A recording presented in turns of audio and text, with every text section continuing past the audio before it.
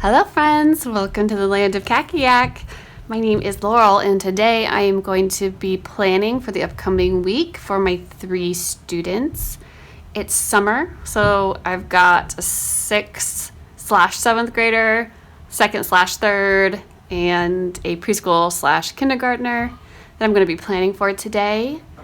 It is an absolutely delicious thunderstorm outside. These are like my favorite days. It got all dark and drizzly and rumbly. And this is just the perfect time to turn the lights down low, light candles, and get cozy in my planner. What I need to do, I'm starting with my oldest, is check last week's plan to see how everything went and check off things that I didn't check off yet, if they did them or not. So I need to check his writing and rhetoric. He went back. I just had him start from the beginning of book 1 with this, and he does this independently, except when it comes to a part where he needs me on it, he'll just tell me.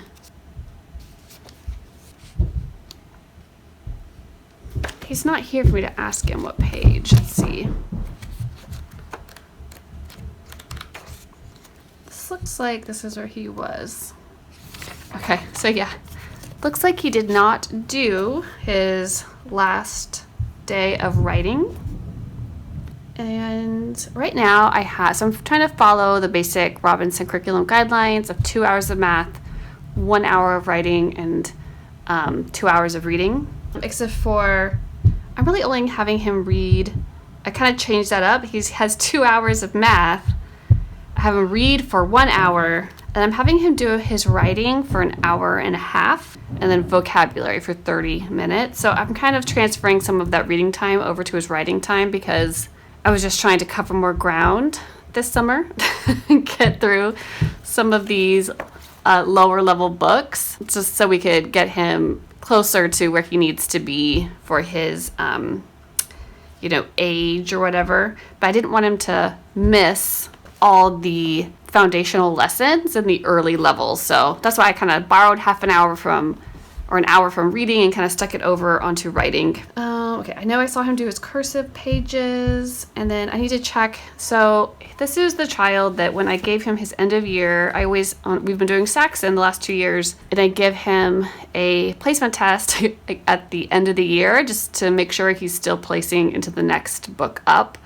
And he did not. He placed like 2 books below. So I signed up for my math assistant, and so we are actually going through all the way back 2 books worth, and I've been having him do the investigations for those in the 5-4. So he has 2 hours. He just does as far as he can, does his work, and then he checks his answers by entering them into his student dashboard. And if he gets them wrong, he has got to figure it out why. So I've just been more involved with that. Right now he's at a friend's house, so I'm doing my planning, but I'm gonna get in here and I'm gonna check where he is. Okay, so I just went into my teacher dashboard and I just went into the assignments, and I've got the investigations in there. So it looks like I need to have him go back over 8, 9, 10. It says 0 out of 0. I think he skipped it. And 11. Otherwise I have a feeling he started putting in the answers for 10 into 11 because that looks kind of weird. So I need to make a note to myself to have him talk to him about those. Okay. So I do know he did work on those.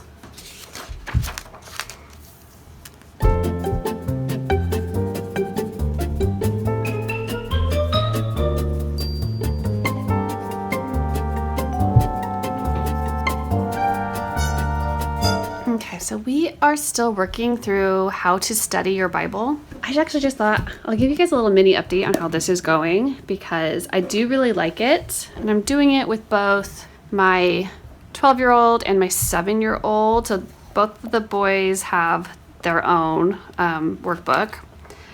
And then I've got the teacher manual. So what they have them do is they'll have like these lessons here, and there's usually stuff to fill in.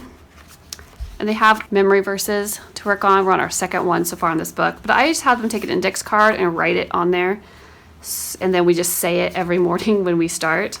But they have sections here, reading sections, like this is Luke 15, a couple chapters. It starts with Titus, chapters 1 through 3. Right now we're in Luke. Let's see, they'll have one from Revelation, John, 1 John, Ephesians, John. So they have a couple pieces of the Bible pulled out that they use for study, and they teach them how to mark it. So they give them specific colors or symbols to mark with. But they're doing that, reading and taking their, marking it back there, but their work is here. So I don't know, if you are using this or if you're thinking about using this, I do recommend it. I do like it. But as you're doing it with them, what I have found to be a lot easier is give them 2 bookmarks. One for where they're working and one for where they are. Oh, that one shook the house. One that they are studying from. So what I do is we like go through and read it together, and it gives you basically a script to follow in your teacher guide. But when it comes time to do the fill in, so I have them, like I said, okay, mark every time, let's say like every time you see the word star, you know, put a star on it or whatever it is that they are supposed to be, or the word sin, they have them color it brown. What I do is I usually tell them to go ahead and do that. And then I go back through and I read it again, because they give me the marked, I already have the marked sections like this, so I know what it should look like. But I don't have to flip back and forth, because to me, it's all in the order that I need it, but they would have to flip back and forth all the time. So I'll do is I'll tell to give them some time to mark. We read it together, they mark it. I usually will like write on my chalkboard what the symbols are. That's mostly for my younger son, and I have them make a little mini key in their own book. So you can see here, they wrote down how they're supposed to mark the words. Anything that had to do with where it was, and deeds. Found was supposed to be highlighted pink. Lost was supposed to be highlighted green. Rejoice was supposed to be like yellow. So I have them make a little key at the top of their reading, and they do it, and then we go back through and read it together, and then I will just point out everything that they should have marked, any of the keywords, or I'll tell them how many. I'll count up. I'll say they should have been like 5 of those, and then they go back and count and make sure that they didn't miss any. But then I use the board, and I have them just keep it then open to the reading section, and I go off my page here. Let's say this is what we're supposed to be filling in based off of the reading and marking. And I'll say, you know, in verse 6, what in him and does not what? What does it say? And then they'll find the answers here. And then I just write the answers on the chalkboard.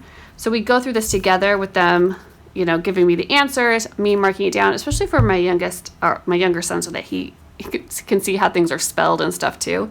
And then I just have them go back and then fill it in their own book off the chalkboard, the work that we just did together. And that seems to be working best. There was so much flipping back and forth. It was causing so much confusion and wasting time that was a faster way to do them, a faster, more organized way. Also, I do not, like it says, like day 1, you know, whatever. We do not get through all of a one day in one day for us. Like, I started setting a timer for no longer, so we don't work on this for any longer than like 30 minutes in the morning. Yeah, sometimes I would just totally forget about these days in here and just go at your own pace. Just whatever your time frame is, just work within your time frame. Like usually we just go based off the time, and then we just pick up where we left off the next day. That's been more successful, but it is actually making this resource last a little bit longer, and it's allowing us a little bit more flexibility and time to like stop and discuss things than just be like, we have to complete this whole thing in one day or we're behind. You know, I just let that time frame, just let it go. It means nothing to me. Anyways, but yeah, I just wanted to give you that update in case that would be helpful to anybody. But it's how to study your Bible for kids. Kay Arthur and Jana aren't. I'll link them down below for you. But yeah, we're really enjoying them. So yeah, so we're just going to be doing that, how to study your Bible every morning for 30 minutes. Okay, so math, what did I say? 8, 9, 10, 11. 8, 9, 10, 11. Okay, I need to check in with him tomorrow about what's going on with that. Then I have just learned that I can't really tell how long an investigation will take for him to get through and correct. So I'm just going to put investigation, and I'll just write in whatever he gets done. It could be 1, it could be 2. I can't really tell. So I'm going to give him 2 hours to just get as far as he can go. My goal with going back over all the investigations for those 2 books is to just try to, fill any holes. He obviously is having some lacking in understanding. Something's going on, and I want to make sure that everything's really thorough and addressed. And I like the My Math Assistant because it comes with, it's really cheap. It's really, really affordable and easy to use. And I can reset the lessons. So if I'm like, you just need to redo this one over, I could just hit reset lesson on the teacher side. Yeah, I have a lot of control over it. I can get in there and check his percentages to see what he actually got. So it's really good for accountability and kind of keeping us organized. But it will also has all these little, every investigation has a video that he can play.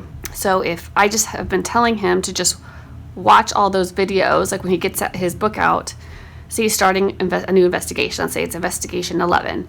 He get his book out, get ready, and then just go into My Math Assistant, watch the video first, because they're not very long, and it's going to go over basically the lesson that's in the book. And then he's supposed to try to do all the work on his own.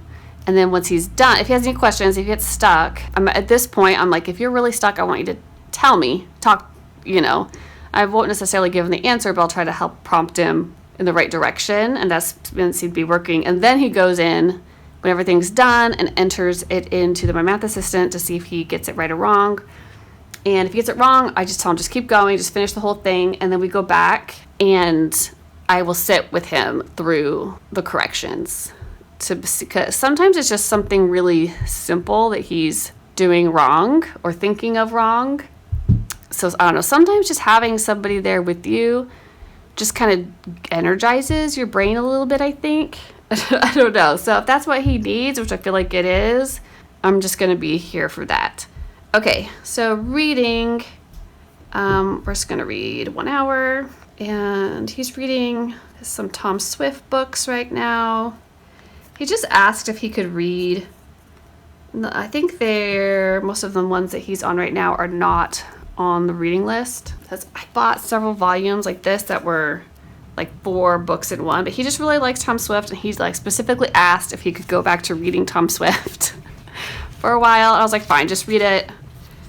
I don't care. I don't have any vocabulary words for these for RC, so while he's doing that, we are doing the vocab by the Red Hot Root Words, and we do that for 30 minutes and just see how far he gets. Which, speaking of, I'm just going to take a look to see where he is with it. So he has the book, and then he does these packets. Okay. All right, so we should have about 1, 2, 3, maybe 4 or 5 days left this week on this packet. Okay. I just like to know if I think there's going to be a test coming up. I'm just going to write vocab test down here. And writing and rhetoric. I'm going to give him 2 hours. Oh, sorry, 1.5 hours. He has to tell me how far he gets. And I have a feeling he's going to finish this book this week. I do have a way of, like, even though writing and rhetoric is meant to be done, like, with your teacher, I am less hands-on. I kind of turn it into more of an independent work time. I just tell him, like, yep, you just go ahead and do your reading, you answer the questions or whatever. And then if you get to, like, the tell back section, or, like, if it says to say something or talk to somebody, come get me.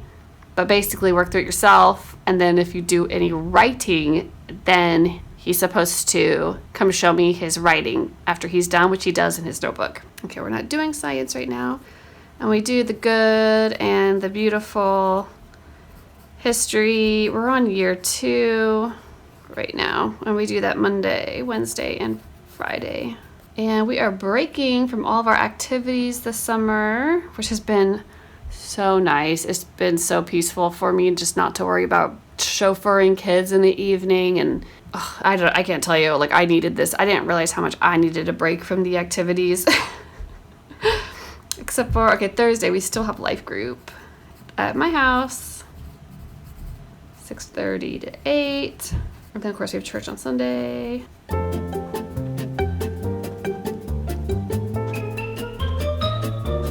Okay, we got one down.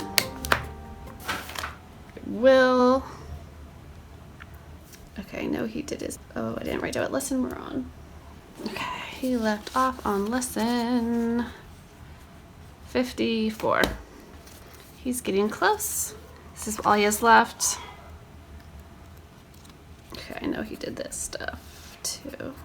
Okay, so new week, let's go set it up. Okay, so he's still doing the how to study your Bible, like Everett. Okay, do you guys want to do some thinking out loud on math with me? Because I'm gonna. What we currently have is, remember I made a video a while back of making their math books. I was just focusing on the math facts. I was planning on the Saxon track with RC and just focusing on math facts. And when those were done, starting 5-4, well, I have to say that Everett, my experience with his math and how things are going has kind of shook me. So I don't want to be in this situation with the other kids. So let me tell you what I'm thinking. Okay, so I actually ended up combining his math fact pages with the math fact triangle family workbook I made. So what I've been doing is we've still just been going through his math facts section by section. And he's currently on the 3s, dividing things by 3. And he's got like a couple that are kind of giving him a hard time. Like he's got like 4 last time I got wrong. So what I've been doing is when he gets these wrong like this, then I assign those 4 triangles. He pulls his triangle flashcards and he does them in here. Looks like he didn't finish those 2 last time. Good to know. So I like to have the book marked in 2 places. So I kind of just flip back and forth. Okay. So we're still going to be working on his math facts, but I did order Right Start Math. I got levels A through D, and I had both him and Everett take the placement test, and William's placement test put him in level B. So, because of course they cover more stuff than just math facts. So, and I got all the manipulatives and stuff, which is something I'll show you guys maybe on my next library tour video. I'll pull off all the stuff on the math shelf. You can see that stuff. So I've been thinking, I'm like, okay, so if I really want to focus more on number sense, beyond just like kindergarten, like through these early years. And I was researching this a while back about number sense, and I contacted like a math education specialist person, and she recommended Right Start Math. And at the time, I went and looked at it, and I saw like the price tag. Oh, now it's kind of like, I don't,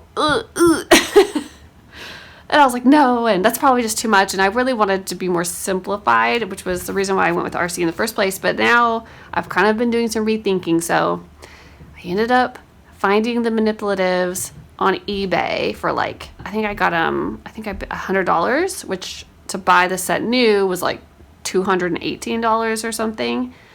And it was only missing, I think, like one thing. But I think I had something that I could use. I think I have something to replace it. I think it'll be fine. I ordered a used math book, or math books for those 4 levels I said. And then I went on their website and I bought the digital file for the workbooks. And I just bound them myself. Oh, by the way, so I had a pack of these like dividers. These like kind of like craft stock dividers I used for my binder, but I mean they came with more dividers than I'll ever use.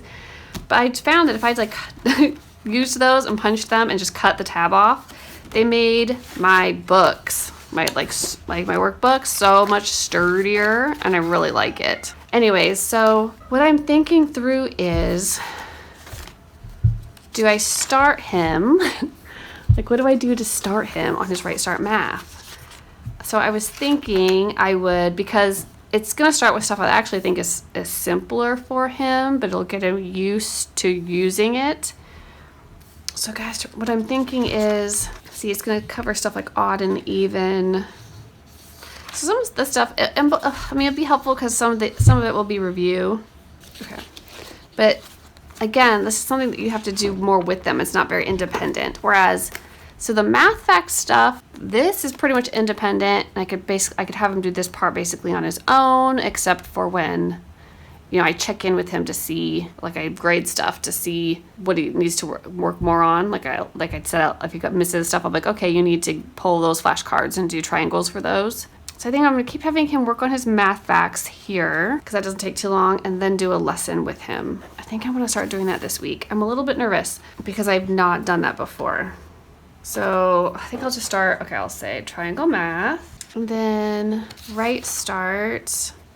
Okay, so daily lessons, there's objectives, tells you, I think, the material, there's a warm-up, and activities, explanations, worksheets, games. In conclusion, there's a short summary. It should take about 1 day to do each lesson. Okay, like I watched some videos on YouTube of people doing lessons with their kids, and they seemed really short. Review lesson 1, subsidizing, I think it's subitizing 1 to 5. So I need to pull those materials. Okay, so it's telling me the warm-up teaches the following song and asks the child to show the correct fingers at the appropriate words. Okay, yellow is the sun. This is only 1. Why is the sky so blue? Let me show you 2. Okay, he knows how to show me his number of fingers, but we'll just go over that, I guess. Identifying small quantities. Tell the child that a scientist, Dr. Karen Wynn, discovered that babies 5 months old could tell the difference between groups of 1, 2, and 3 objects. If the child is interested, tell her how she did her research. Tell the child to use her left hand for the following activity. Ask her how to show 2 with her fingers. Tell her it makes no difference which fingers she uses. 2. Repeat 3, 4, 5, and 1. Explain that naming quantities or amounts without counting is called subitizing. Okay. Comparing 5 with 4. Show a group with 5 tiles, another group with 4 tiles. Which group has a middle, 5 or 4? So 5 has a middle, right? It comes to the middle. 4 doesn't. Okay. Show 5 with your left hand. Show 4 with your right hand. Which number has a middle? Okay, this one.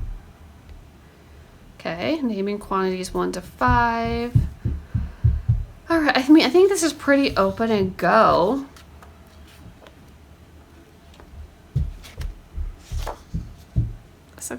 I think he's gonna actually think this is fun. Okay, so I think what I will do is I'll just write triangle math, will do that, and then Right Start lesson, I'll leave it blank, and then I'll just fill in whatever lessons we do. Okay. His reading are tied together, so I'll be doing his McGuffey, and then whatever lesson. All right, then I'll ask him some kind of comprehension question. I'm just checking to see. So he just has the copy work to do for his McGuffies. Lately, I've been having him trace and write just for a page. So he's done common nouns, proper nouns. He's gonna do assigning pronouns on here. Okay, I'm just double checking our McGuffey complement. Kind of in this, he's in the green area right now. Okay, he has that. The next level would be complete sentence, sentence fragment, subject, predicate, clause, phrase. Okay, he's not ready for that yet. Sorry, I'm just doing a check-in with my resources to see if I want to stay here or move on, and I think he still needs a little bit more practice here. Okay, guess so. When he gets one of these full, we use it to fill out. I printed out some of those like fill-in stories. He loves doing those. So he looks forward to that. So by the end of the week, he gets to fill in a story, and he tries to make it as funny and silly as he can. Okay. All right, so I know what we're doing here. He's just gonna do his copy work. plus G for grammar.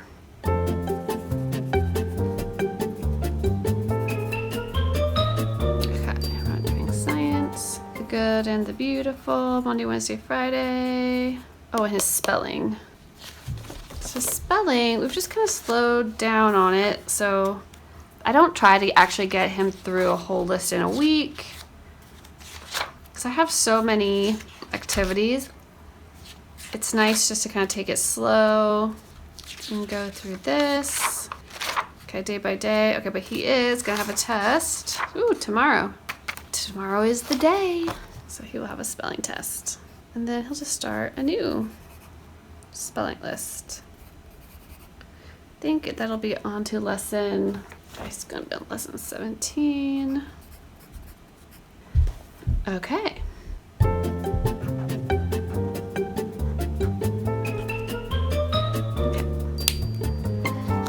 And Bo. Just need to check off. I know he did do school all these days. And him, the way I keep track of my kindergartner is with his copybook, because he literally just, his work is all there every single day. I just date it, what math he does. I just make his science stuff, his reading stuff. So whenever we have like a science, so we're doing science right now because I'm gonna do science stuff, and then when we're through our Berenstain Bears big book of science, we're gonna go to doing geography.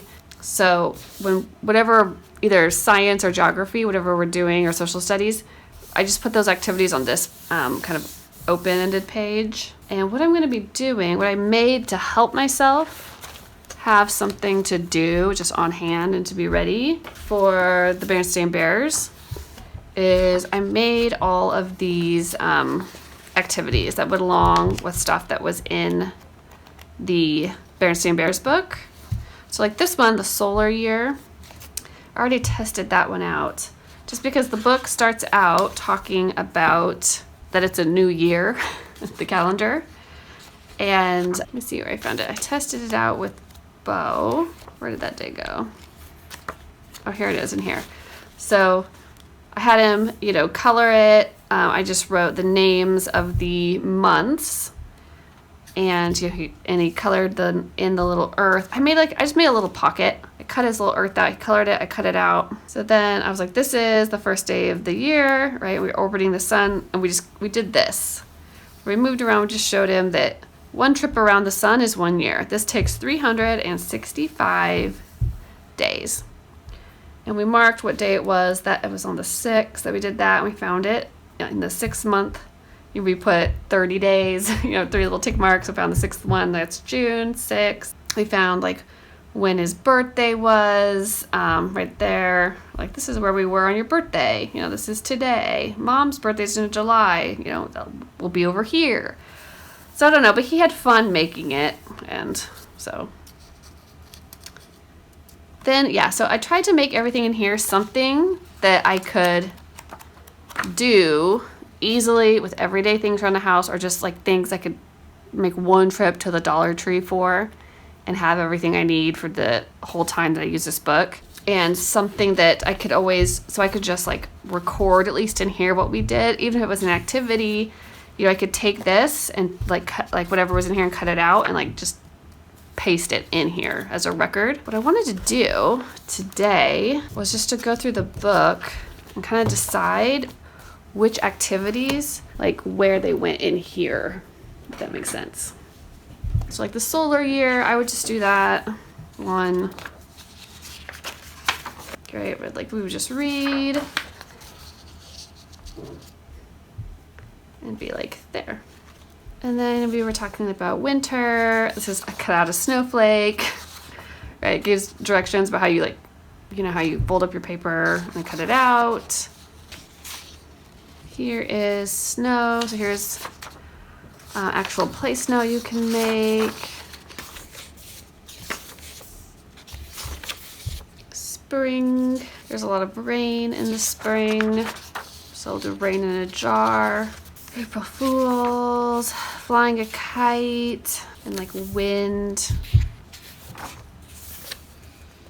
of a wind. Okay, so we'd read this part, and then we would do the make a paper airplane. We wanted to do that day. Rainbow. So we talked about rainbows, but I actually had him watch a video, and then he colored, and then I cut it up. We cut it all out, and he glued it into his book. Things about spring. Here's making a bird nest. Oh, here's a Play-Doh recipe. I think. Hold on to that. I think this is the one I wanted to do. The lemonade. Okay, here's a lemonade recipe. See, this is like something you could cut out and put into their book. Should say made lemonade. Notes on the lemon. That was interesting. Talking about the summer. I also have little books I could be reading. Actual facts about the sun. Helps things grow. I think that's the one I wanted to do. A tomato dissection. Fish eggs. There's a frog. I did do a life cycle of the frog.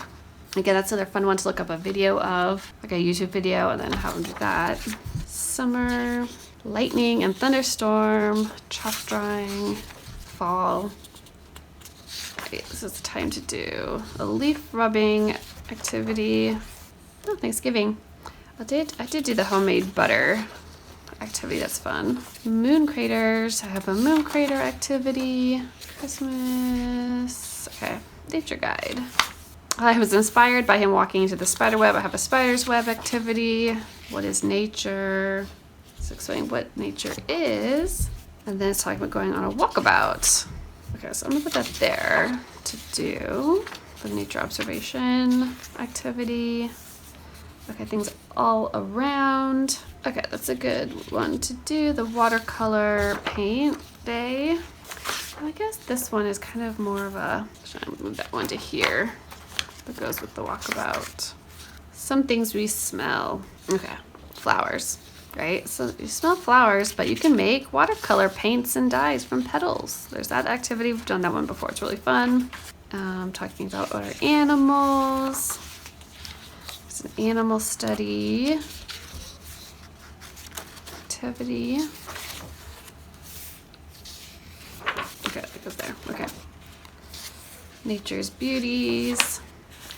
So this is in the woodland. I have the woodland walk diorama activity.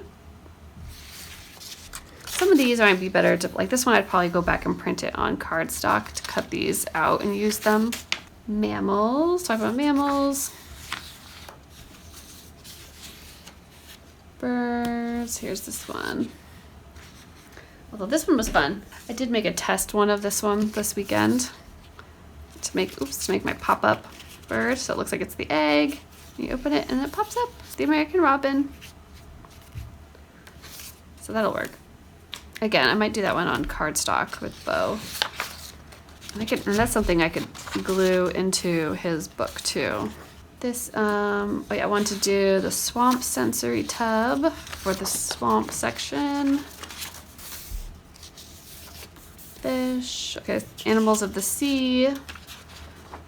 Make an octopus from a toilet paper roll.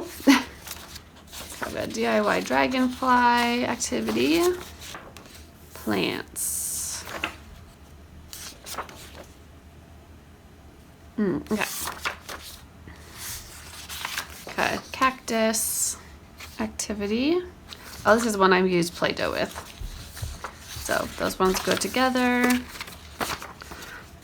You can always use Play-Doh for anything though. Actual facts. Okay, where's my one? Okay, the paper bag, a deciduous tree.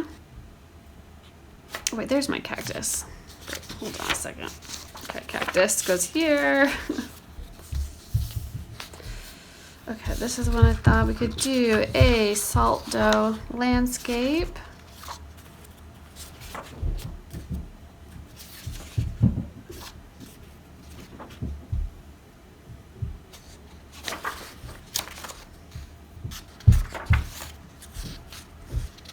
The science fair. Okay, which one's right left? Machines, okay. 3 simple machines. My little compound machine. Matter. Okay. Oh yeah, basically it's there. It's basically the same thing as this.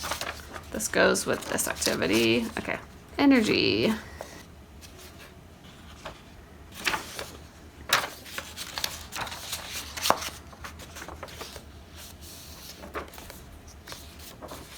Okay, I had one. I missed one, my sun painting. Where did... I'll do tomato dissection here with the food stuff. Okay, plants be used for food. Phew, okay. So I now have all my activities in here ready to go. So when we come to those pages, I can just pull it out and see if we feel like doing whatever activity that day after we do our reading. I'll share the link to these activities down below. You could even just use them on their own. Okay, we are planned. Do you have a plan? Have a good week.